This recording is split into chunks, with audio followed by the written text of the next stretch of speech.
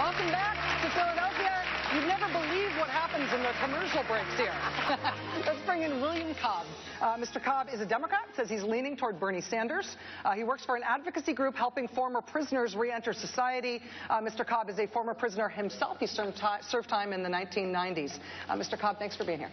Thank you for having me. Secretary Clinton, good seeing you again. Thank you. I really appreciate the fact that you are now championing criminal justice reform. However, what made the 1994 crime bill so powerful is that it was front-loaded with an investment of $30 billion, which put over 100,000 police on the streets, which gave states the money to build prisons across our country. So my question to you is, if you're elected president of the United States, are you willing to make billion-dollar investments in restoring the lives of people in the communities that have been adversely impacted by the 1994 crime bill? The answer is yes. And, you know,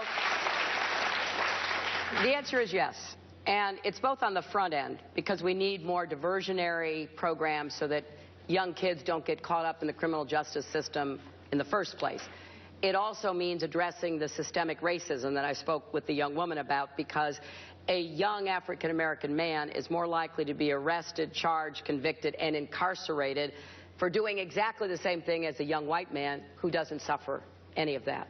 So we are going to focus on the front end, but we're also going to focus on the back end. We need to have a lot more done to try to release nonviolent offenders, low-level offenders. We need to get them out of our prisons and jails. But then we've got to do something for them. And when you were introduced, it was said that you are working with ex-offenders. I want us to have the best programs that are funded from the federal level to provide housing, job training, the kind of support that will enable young people to finish their education, to be able to get back into society.